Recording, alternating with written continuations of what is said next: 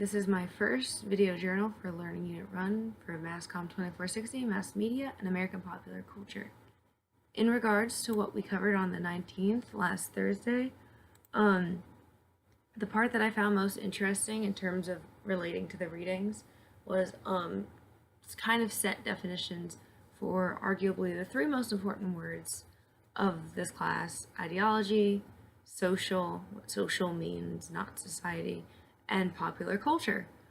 The meaning of social, meaning of or in a society where society is held to be the organization of human association and relationships through rule governed interaction as an autonomous sphere of activity, to me relates back to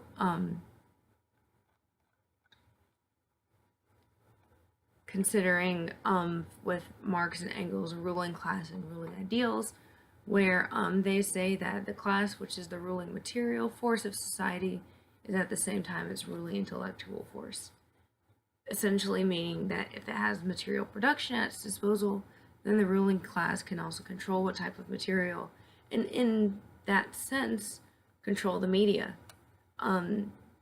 They also say the ruling ideas are nothing more than the ideal expression of the dominant material relations, a much more obvious implication that they control the media in a sense, and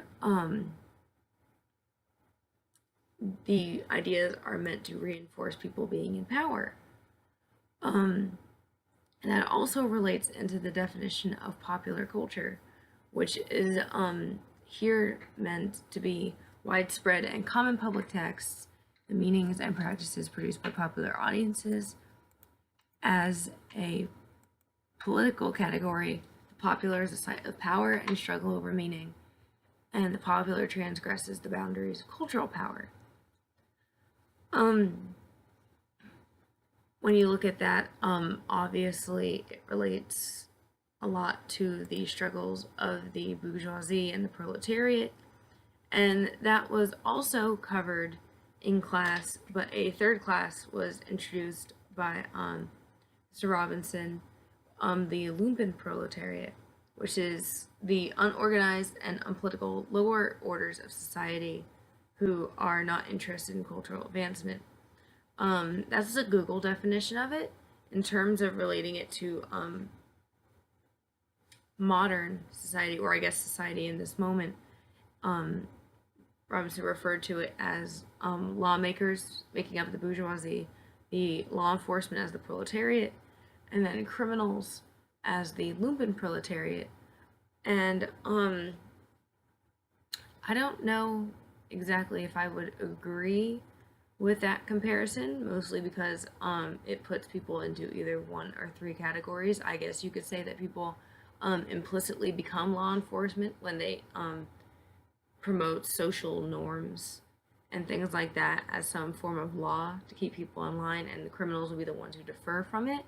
But I feel like that's rather strong language for something like that. Instead, the three classes of society, I would say, in regards to most recent events, would be the bourgeoisie as the current political administration, essentially the lawmakers. Again, the proletariat being basically the I would say middle-ish class. I guess the nicest way to say it would be people whose beliefs align with those who stood together in solidarity at the Women's March this past Saturday. And the lumpen proletariat would be, once again, the unorganized, unpolitical lower orders that could, with being as nice as possible toward that, I could argue that those are the people who did not believe that it was necessary to march. The type of people who I've seen on Facebook who believe that right now we don't need feminism as a overall belief system. We didn't need to go out and stand in solidarity or protest which they're much more likely to say, or those who didn't vote in general, um, the politically apathetic. In terms of what else we talked about in class, just um, about just between us and everything, I thought it was really interesting that so many people in class not necessarily had a different point of view from me, because that's kind of a given. Um, to expect someone to have, like, oh, I can't believe that you think differently, ignoring the fact that they're a different person entirely.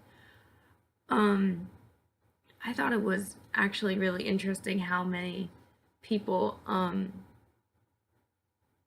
kind of related to growing up in like a lower class situation and either moving on, fortunately moving on later in life, or pulled themselves out of the situation. Not necessarily because I consider that strange as a concept, but because it's just, there's kind of an invisibility, I would say, of poverty.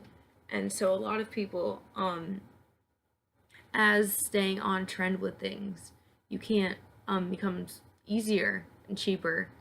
Um, you can't really say, oh, well, this person doesn't have the money stand trend. They're not socially savvy in the I guess the less political social sense, the more capitalistic even social sense. Um but it was really interesting to hear, like, well, do you feel that you weren't pushed as much, or like you were better in the class and other people pulled you down because of this reason or outside reasons related to your thing specifically. It was really interesting how many people were like, yeah, a lot of people didn't like that I was smart, when I've personally never experienced that. And it could be racially related, which, as we've learned from previous classes, race is part of the social construction of reality, and relates to economics specifically, which could have to do with the fact that people of color um, are disproportionately, compared to other races, um, at or below or slightly above the poverty line in that area. Um, Overall, first class was just really eye-opening to me, and I'm looking forward to seeing what else is coming up next.